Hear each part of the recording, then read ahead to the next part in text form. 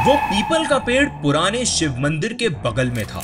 लोग कहते थे कि उसकी एक शाम में 2 वक्त होते थे, एक इंसानों का और एक। दिल्ली के बीच एक पुरानी गली है जहां एक मंदिर है। मंदिर के पास एक पीपल का पेड़ और उस पेड़ पे कोई रहता है। कहते हैं वो किसी को कभी जबरदस्ती नहीं बुलाती, लेकिन अगर तुम उसके जैसे हो तो वो तुम्हें कभी अकेला नहीं छोड़ती। This is not just a haunting, it's a memory that never left। ये कहानी आधारित है उस सन्नाटे पर जो हर सांस के बीच गूंजता है और उस परछाई पर जो कभी पीछा नहीं छोड़ती। तो कहानी का एंड मिस मत करना। नमस्कार दोस्तों, आप सुन रहे हैं the horror show by Karnik और मैं हूं आपका होस्ट कर्निक। स्वागत है आपका एक और रोंगटे खड़े कर देने वाली कहानी में। इस दौरे तरक्की में जहां सब कुछ साइंस और लॉजिक से नापा जाता है, वहां कुछ ऐसे राज भी हैं जो ना तो समझे जा सकते हैं और ना ही समझाए जा सकते हैं। हम जिस दुनिया में जी रहे हैं उसी के साए में एक और दुनिया छुपी है, भूत प्रेत और आत्माओं की। कुछ ऐसे सच जो सिर्फ उन्हीं को दिखते हैं जो देखना जानते हैं। आज की कहानी भी एक ऐसे ही तजुर्बे पर आधारित है। अगर आपने कभी महसूस किया है उन अनजानी नजरों का झुकना, उन कदमों की आहट जो दिखती नहीं, तो हो सकता है आज की कहानी आपके लिए सिर्फ कहानी ना हो। और अगर नहीं महसूस किया तो हो सकता है आज के बाद सब कुछ बदल जाए। हमारे शो पर ऐसी कई सारी कहानियां हैं जो आपके होश उड़ा देंगी। कुछ कहानियों के थंबनेल आपके सामने स्क्रीन पर है, तो अगर आपने इन कहानियों को अभी तक नहीं सुना है तो अभी सुने और कमेंट्स में बताएं कि कौन सी कहानी आपको सबसे ज्यादा डरावनी लगी। तो चलिए बिना किसी देरी के शुरू करते हैं आज का एपिसोड। 2014 अक्टूबर था।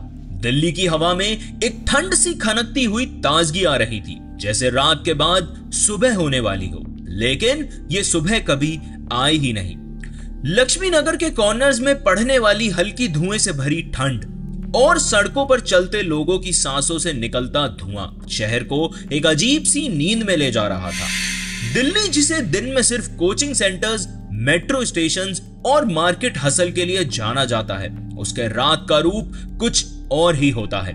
जैसे शहर का एक और चेहरा हो जो सिर्फ अंधेरे में दिखाई देता है। गलियां पतली और तन्हा हो जाती हैं। किसी जगह बल्ब ब्लिंक करता है तो किसी कोने में बिना वजह के कुछ कुत्ते भौंकते हैं। ऐसे में कुछ लोग कहते हैं कि दिल्ली सिर्फ इंसानों का शहर नहीं है, यहाँ पे कुछ और भी रहता है। कई लोकल लोग क्लेम करते हैं कि उन्होंने रात के वक्त परछाइयां देखी हैं, लंबे खामोश साए जो कुछ देर तक दिखते हैं और फिर हवा में घुल जाते हैं।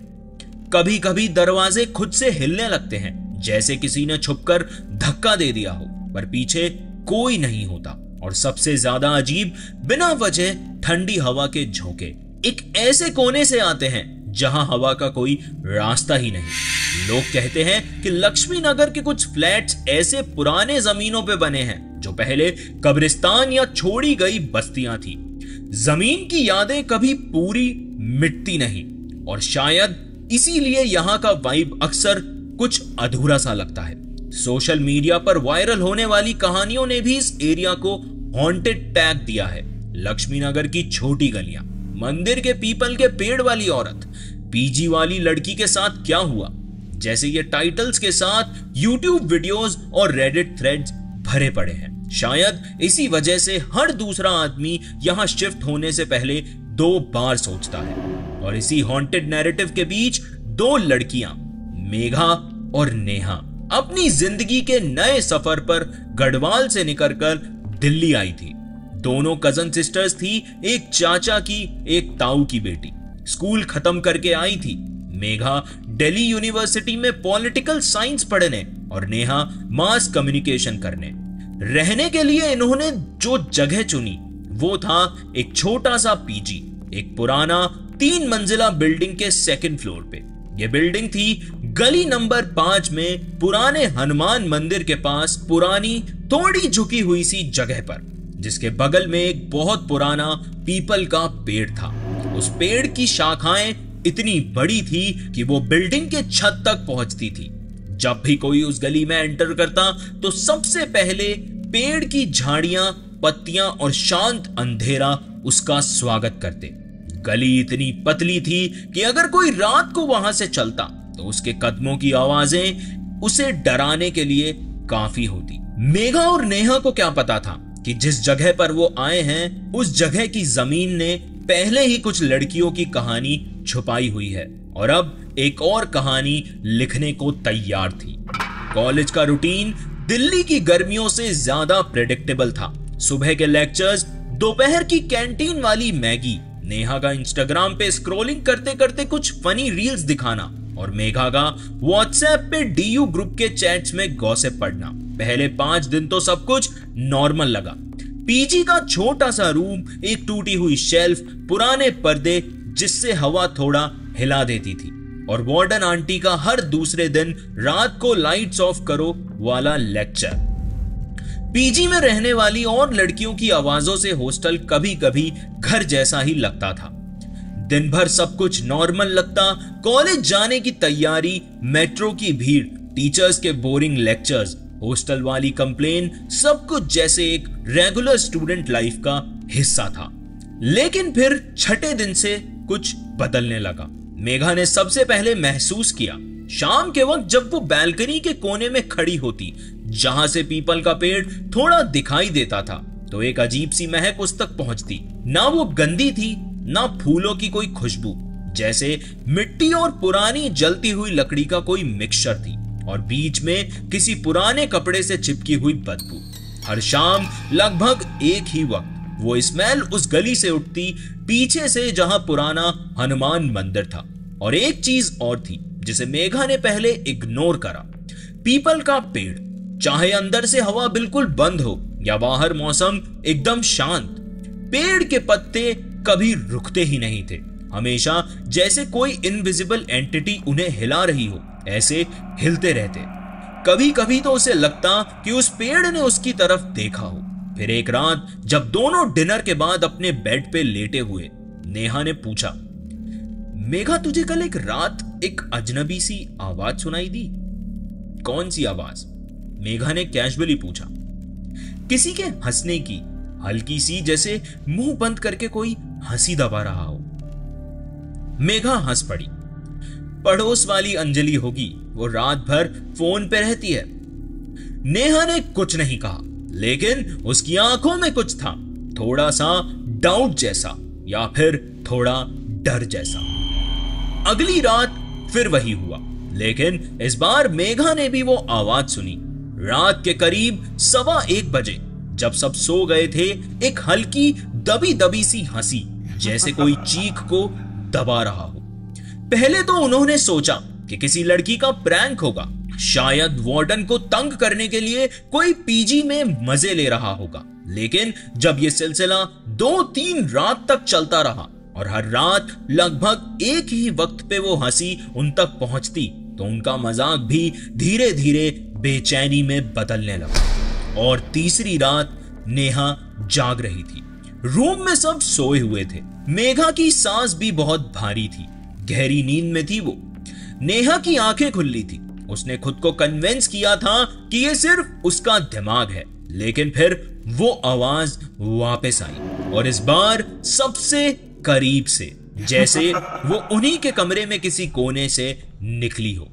नेहा ने तुरंत अपनी सांस रोकी। उसके कान अब और भी ज्यादा एक्टिव हो गए थे और उसने सुना कि कोई हु हु करके जैसे कोई मुस्कुरा रहा हो, लेकिन आंखों में उसके आंसू थे।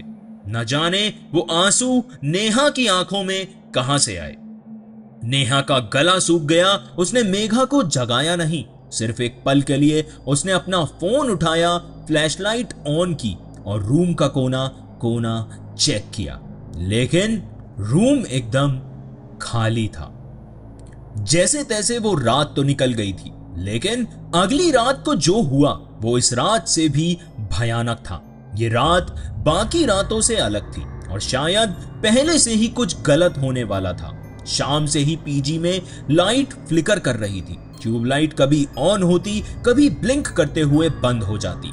वार्डन आंटी ने कहा, कि बेटा ट्रांसफॉर्मर में इशू है, कल तक ठीक हो जाएगा, तुम लोग डरो मत। लेकिन रात के 11:40 पे बिजली पूरी तरह चली गई। एकदम से पूरा पीजी एक गहरे चुप अंधेरे में डूब गया। बाहर से कोई स्ट्रीट लाइट की रोशनी भी नहीं आ रही थी, सिर्फ पीपल के पत्तों की हिलती हुई हल्की सी कर्कश आवाज थी।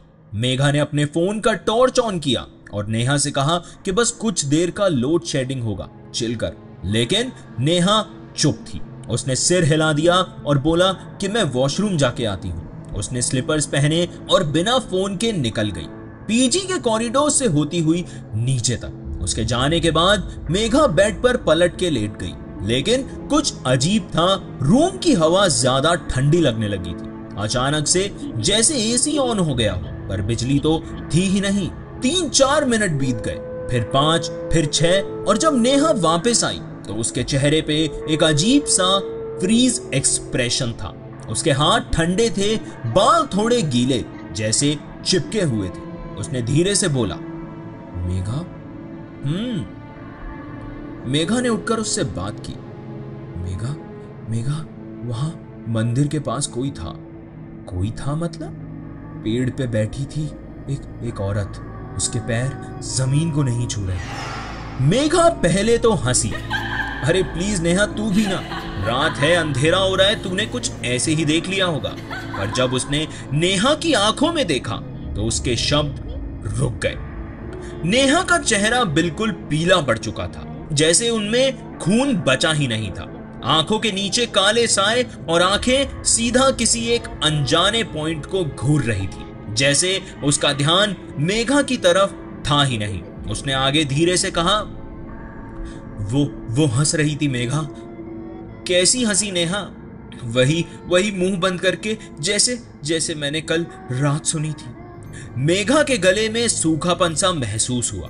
उस रात दोनों को नींद नहीं आई, लेकिन वो अंधेरा अब सिर्फ रूम में नहीं था, अंदर आ गया था। जैसे कुछ तो था जो उनकी छाती पे बैठा हुआ हो, हिला भी नहीं, बस उन्हें देख रहा हो। और फिर अगली सुबह से नेहा बिल्कुल बदल गई। ना उसने मेघा से यूजुअल गॉसिप की, ना इंस्टाग्राम खोला, ना कॉलेज के लिए तैयार हुई। वो बेड पर बैठी रहती थी, आंखों में एक खालीपन सा था। कभी उसका हाथ अपने आप हिलता, जैसे उसने कुछ पकड़ने की कोशिश की हो, लेकिन हवा में। मेघा ने उसे जब उसी रात के बारे में पूछा तो नेहा कुछ बोली ही नहीं। सिर्फ एक बार उसने सिर घुमाया, उसका गला सूख चुका था और उसकी सांसें जैसे अंदर से किसी ने खींच ली थी, जैसे कोई उसके अंदर घुस गया था। और फिर उस रात के बाद जो पहले सिर्फ हंसी थी या महसूस होने वाली हवा थी, अब वो चीजें दिखाई देने लगी थी। मेघा ने पहले नोटिस किया, लेकिन अब वो पीजी का कमरा अलग लगने लगा था, जैसे अंदर कुछ और भी आ गया था जो वहां होना नहीं चाहिए था। सबसे पहले बदला उनका कमरे का माहौल। उन्होंने देखा कि बेड के शीट पे, स्टडी टेबल के कोने पर और कभी कभी खिड़की के अंदर छोटी छोटी मुरझाई सी पत्तियां पड़ी होती थी। पत्ते पीपल के जैसे लगते थे, लेकिन एक अजीब बात थी कि पीजी के अंदर पीपल का कोई पेड़ था ही नहीं। पहले तो मेघा ने सोचा कि वो पत्ते हवा से आ जाते होंगे, पर जब उसने एक रात देखा कि पत्ता उसके तकिए के नीचे था, वो डर गई। और पत्ता गीला था, जैसे अभी अभी किसी ने अपने गीले हाथों से उसे वहां रखा हो। और उसमें से एक हल्की सी गंध भी आ रही थी, पुरानी सड़ी हुई। इसके बाद नेहा में एक बहुत अजीब चेंज आया। वो अक्सर अपनी खिड़की के पास बैठी रहती, जो उस गली की तरफ खुलती थी जहां मंदिर था और पीपल का पेड़। तभी मेघा ने नोटिस किया, नेहा बिना ब्लिंक किए बस उस डायरेक्शन में देखती रहती थी। कभी कभी उसका हाथ खुद ब खुद नीचे की तरफ पॉइंट करता, जैसे कोई उसे बुला रहा हो। मेघा ने उससे पूछा कि क्या देख रही है नेहा? नेहा बस इतना कहती, वो पेड़, उसके पास कुछ है। फिर आई वो गहरी काली रात। संडे का दिन था, रात के करीब 2 बज रहे थे। मेघा ने एक सपना देखा। वो उसका पहला सपना था। वो किसी अंधेरी सी जगह में थी, आसपास कुछ भी दिखाई नहीं दे रहा था, बस एक पतली अंधी गली, और उस गली के एंड में वही पीपल का पेड़ था। पेड़ के नीचे वो बैठी हुई थी, वही औरत सफेद साड़ी में, सिर से पीठ तक जाती एक लंबी गहरी चोटी। उसका चेहरा पहले नहीं दिखा, पर जब मेघा उसके पास जाने लगी तो उस औरत ने धीरे से अपना सिर घुमाया। आंखों में काला सुरमा और खून जैसे लाल उसके दांत। सिर्फ वो नजर डरावनी नहीं थी, वो एक मौत का पैगाम थी। उस औरत ने कुछ नहीं कहा, बस मुस्कुराई। वो हंसी बिल्कुल वैसी ही हंसी थी, लेकिन वो जितनी खौफनाक पहले लगती थी उससे 10 गुना ज्यादा खौफनाक थी। मेघा ने चीख कर आंखें खोल दी। वो सांस ले रही थी, तेज भरी हुई। उसका गला सूख गया था और उसकी पूरी टी शर्ट पसीने में भीगी हुई थी। वो सपना बिल्कुल रियल था, उसने सब कुछ महसूस किया था। फिर ट्यूसडे दोपहर को जब मेघा कॉलेज से लेट आई तो उसने देखा कि नेहा कमरे में नहीं थी। रूम खुला था, फोन टेबल पे पड़ा था। मेघा ने सोचा कि वॉशरूम में गई होगी। 10 मिनट बीत गए, फिर 15 और फिर 20। वो बाहर आई। उसने वार्डन से पूछा, आंटी नेहा दिख रही है क्या? वार्डन ने उसे एक अजीब सी नजर से देखा और वो बोली कि वो पीपल के पास चली गई थी। क्या? हाँ बेटा, बिना कुछ बोले चली गई थी, बस खड़ी हुई थी, एक जगह सीधा देख रही थी। मेघा नीचे भागी, गली तक मंदिर के पास। नेहा वापस आ चुकी थी, सीधे कमरे में चली गई, पर जब उसने अपनी आंखों में देखा तो लगा जैसे वही औरत अब उसके पीछे खड़ी है, नेहा के अंदर घुसकर बैठ गई हो। अगले दिन वार्डन आंटी खुद उनके कमरे में आई। उनका चेहरा पहले जैसा नहीं था, वो अब एकदम सीरियस था और उनके चेहरे पे थोड़ी झिझक भी थी। वो बोली कि बेटा एक बात कहनी थी, उस पीपल के पेड़ से दूर रहा करो, वो सही जगह नहीं है। रात में बिल्कुल भी मत जाया करो, वहां वो रहती है। वार्डन आंटी की बात और मेघा के लगातार आते सपने, दोनों ने एक चीज तो साफ कर दी थी कि ये सब किसी का प्रैंक नहीं था, ना ही उनकी इमेजिनेशन। कुछ था ऊपरी अधूरा और अब उन दोनों के आसपास और ज्यादा करीब आ रहा था। उस रात मेघा और नेहा ने पहली बार सीरियसली बैठ के बात की। कमरे की डिम लाइट में उनके चेहरे डरे हुए लग रहे थे और आंखों में वो बेचैनी थी जो तब होती है जब इंसान डर से ज्यादा कंफ्यूजन फील करता है। नेहा बोली, तू समझ रही है ना, कुछ तो गलत हो रहा है। मेघा ने हाँ में सर हिलाया और धीरे से कहा, तू सही कह रही है, ये चीजें अब नॉर्मल नहीं रही। उसी रात उन्होंने अपने घर पे कॉल किया, दादी और मां से बात की, लेकिन वहां से मिलते जवाब भी बिना कॉन्टेक्स्ट के थे। उन्होंने बस इतना कहा कि बेटा पाठ करो, कुलदेवी का नाम लो, रात में पीपल के पेड़ से दूर रहो और पीपल के पत्ते घर में मत लाना। लेकिन दादी और मां की बात सुन के उन्हें तसल्ली नहीं मिली और वो दोनों सोचने लगे कि आखिर कोई तो होगा जिसे थोड़ा इसके बारे में कुछ तो पता होगा। तभी कॉरिडोर में उन्हें रूपाली मिली, उनकी सहेली, और उसने जो कहा वो सुन के दोनों के पैरों तले जमीन खिसक गई। अरे मैंने सुना तुम आजकल उस पीपल के पेड़ के पास जाती हो, तुम्हें पता है क्या उस पेड़ पे एक भूतनी बसती है, पीपल वाली। पीपल वाली? मेघा ने रिपीट किया। हाँ, रूपाली ने कहा और आगे बोली, वो सिर्फ गढ़वाली लड़कियों को पसंद करती है, तुम दोनों भी तो उत्तराखंड की ही हो ना। नेहा के हाथ से फोन छूटते छूटते बचा। रूपाली ने आगे कहा, वो पीपल वाली वो एक विधवा थी, कहते हैं उसका रिश्ता तुम लोगों की कुलदेवी से भी जुड़ा हुआ था। पहले भी एक लड़की को पसंद किया था उसने, नाम भी नेहा ही था, और उसके बाद उस लड़की का कुछ पता ही नहीं चला। उस मोमेंट में उस कॉरिडोर में एक पिन ड्रॉप साइलेंस छा गया। बस नेहा और मेघा की सांस की आवाज और दूर से एक कुत्ते के भौंकने की आवाज आ रही थी। रूपाली की बात ने उन दोनों के लिए सब कुछ बदल दिया था। अब ये भूत प्रेत की स्टोरी नहीं थी, ये उनका एक एंसेस्ट्रल कनेक्शन था जो उनके पास्ट और परिवार से भी शायद जुड़ा हुआ था। नेहा ने अगले दिन सुबह मेघा को सब बताया, जो फील हो रहा था, जो आवाजें उसे सुनाई दे रही थी। वो खिंचाव, वो पेड़ के पास जाके खड़े रहने की इच्छा। उसने बताया कि मेघा, ऐसा लगता है जैसे कोई मुझे जानता हो और मुझे अपने पास बुलाना चाहता हो। तू पागल हो गई है क्या? मेघा चिल्ला पड़ी, लेकिन उसकी आवाज में भी डर था। दोनों ने डिसाइड किया, इसका जवाब मंदिर के पास छुपा है, वहीं जाना पड़ेगा। शाम के वक्त मंदिर के पास गए, जहां वो पीपल का पेड़ था जिसने उनकी लाइफ को कुछ ही हफ्तों में बदल के रख दिया था। वहां एक बुजुर्ग पंडित जी बैठे थे, सफेद धागा पहने ध्यान में बैठे। मेघा ने उन्हें आवाज दी, पंडित जी, हमें कुछ पूछना है। मेघा आगे कुछ बोलती उससे पहले पंडित ने कहा, वही पीपल वाली? मेघा और नेहा दोनों का रंग उड़ गया।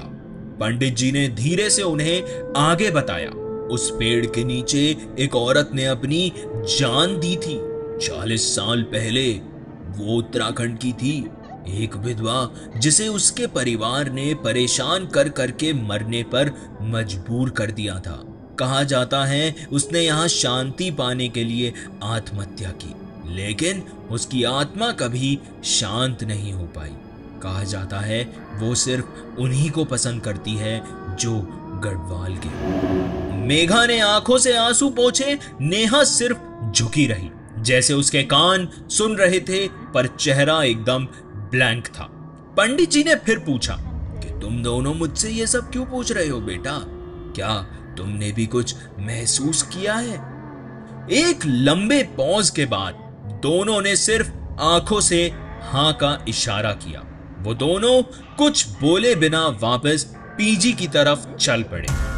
अंधेरा उनका पीछा कर रहा था। जब दोनों पीजी वापस आए तो नेहा ने डर से फिर अपने घर पर फोन किया।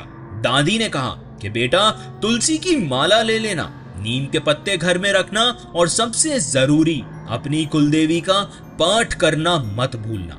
दादी ने उनकी पूरी बात सुन के एक आखिरी वार्निंग भी दी कि याद रखना बेटा, पीपल वाली का श्राप सिर्फ उसी पे लगता है जो उसकी आंखों में आंखें डाल के उसका सामना करते हैं। उसके सामने मत आना, वरना उसके जैसे ही बन जाओगे। वो बातें मेघा और नेहा के जहन में बार बार गूंज रही थी। एक तरफ उनका डर बढ़ रहा था तो दूसरी तरफ वो अपने लिए कुछ करना चाहते थे, अपने आप को बचाना चाहते थे। उसी दिन से वो दोनों ने अपना जीवन मंत्र जपने में लगा दिया। सुबह से शाम तक चांद की रोशनी से लेके मंदिर के दिए तक वो दोनों कुलदेवी का पाठ करते रहे। हाथों में तुलसी माला घुमाते उनके मंत्रों के साथ पूरा रूम गूंजता रहता। वार्डन की डांट, कॉलेज का शोर शराबा सब भूल गए थे वो दोनों। बस एक ही चीज याद थी कि पीपल वाली को अपनी जिंदगी से कैसे दूर रखना है।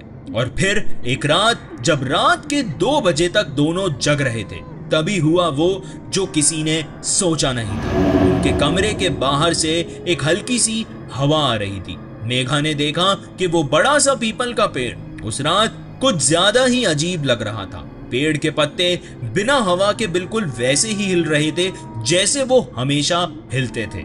ऐसा लग रहा था कि कोई इनविजिबल एंटिटी वहां पे खड़े होके फूंक मार रही है। फिर बिल्कुल चुपके से एक हल्की सी रोशनी आई। एक सफेद साड़ी पहने, घने बालों में काली लंबी चोटी बांधे और आंखों में गहरा सुरमा लगाए एक औरत पेड़ से नीचे उतर रही थी। वो हवा में तैर रही थी, जमीन को छुए बिना। उसका रूप ऐसे था जैसे जमीन से जुड़ा नहीं बल्कि किसी दूसरी दुनिया से यहाँ आई हो। नेहा का दिल जोर से धड़कने लगा। उसके हाथ ठंडे पसीने से भर गए और उसके पैर जमीन पर खड़े नहीं रहे। वो बेहाल सी अपनी खिड़की से उस पेड़ को देखती हुई वहीं झुक गई। और मेघा, उसने देखा कि वो औरत उसकी तरफ बढ़ रही है। उसकी शांत मुस्कान के पीछे कुछ अलग ही छुपा हुआ था।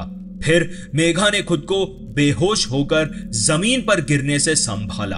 अंधेरे में सिर्फ उनके सांसों की आवाज गूंज रही थी और एक ऐसी चुपचाप कहानी जो कभी खत्म नहीं होने वाली थी।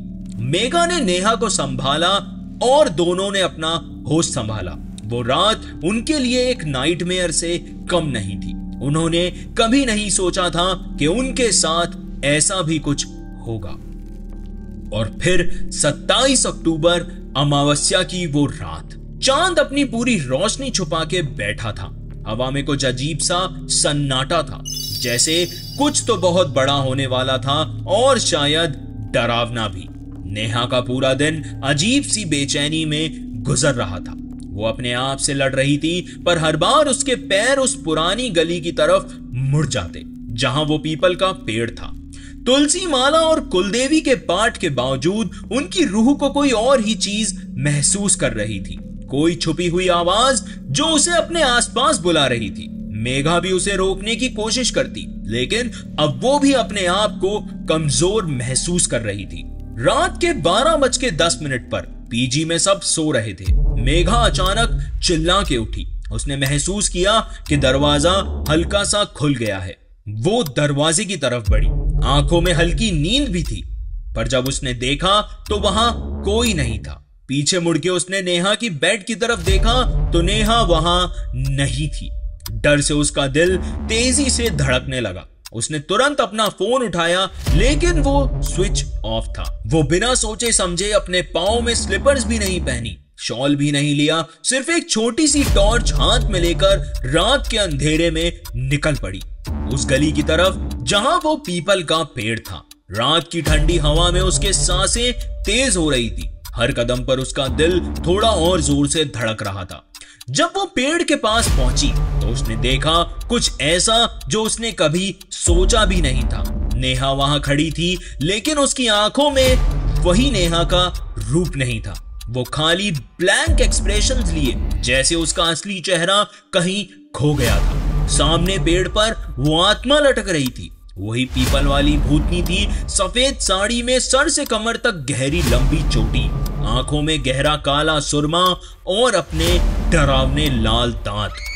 उसके होठों पर एक अजीब सी मुस्कान थी जो चीख से पहले आने वाली मौत की निशानी थी, शांत, ठंडी और दिल को कंपन कर देने वाली। मेघा के जहन में तुरंत अपनी दादी माँ की बात याद आई कि उसकी आंखों में आंखें मत डालना बेटा।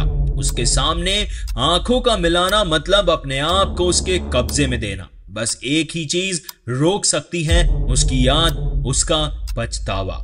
मेघा ने अपने डर को कंट्रोल किया और नेहा की आंखों में देखा कुछ बदल गया था उनमें, लेकिन फिर भी कहीं एक कोने में नेहा की रोशनी अब भी जिंदा थी।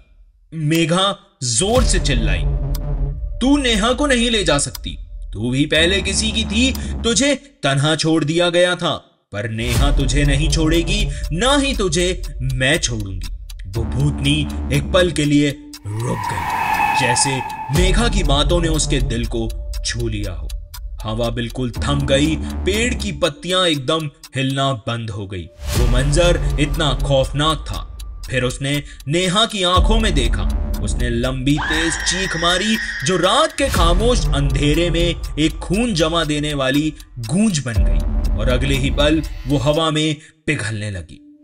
मेघा दौड़कर नेहा के पास गई। नेहा बेजान सी जमीन पे गिर पड़ी, आंखें बंद थी। उन सब में कब सुबह के 4:30 बज गए पता ही नहीं चला।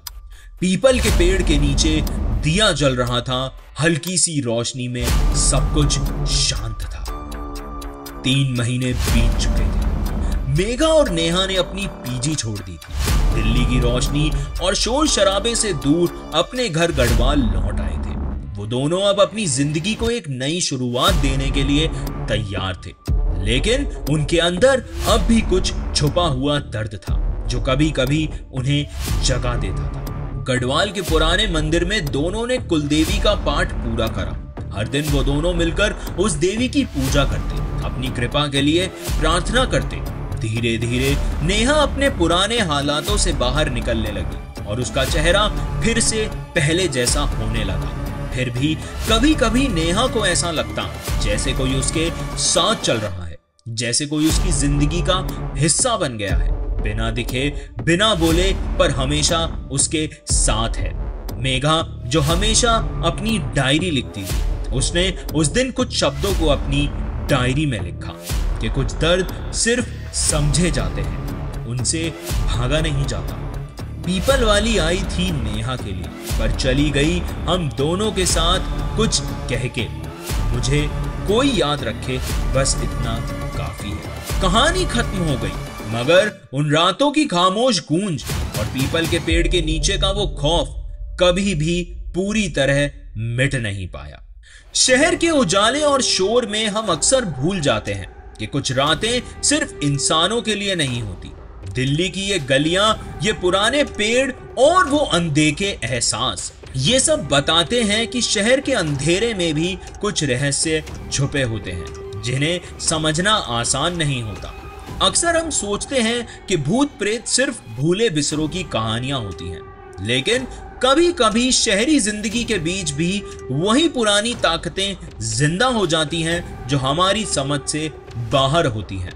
ये कहानी उन सब लोगों के लिए है जो कहते हैं कि शहर में भूत नहीं होते। हो सकता है रात के अंधेरे में जब आप अकेला महसूस करो तो वो आत्मा सिर्फ एक कहानी की तरह नहीं, बल्कि आपके ही बगल में बैठी हो सकती है। आपको क्या लगता है कि ये किस्सा एक हकीकत थी? इस कहानी को सुनो, समझो और महसूस करो। आज की कहानी आपको कैसी लगी मुझे कमेंट्स में जरूर बताना, और आप मुझे अपनी कहानी, अपने किस्से ईमेल कर सकते हैं और इंस्टाग्राम पर डीएम भी कर सकते हैं। हो सकता है अगली कहानी आपकी हो। और अगर आप ये कहानी स्पॉटिफाई पे सुन रहे हैं तो शो को फॉलो एंड रेट जरूर करें, और अगर आप ये कहानी यूट्यूब पर देख रहे हैं तो वीडियो को लाइक करें, चैनल को सब्सक्राइब करें और चैनल पर अवेलेबल बाकी कहानियों का भी लुत्फ जरूर उठाएं। आज के लिए बस इतना ही, फिर मिलेंगे अगले हफ्ते नई कहानी, नए खौफ के साथ। धन्यवाद। आप सुन रहे थे the horror show by colonel.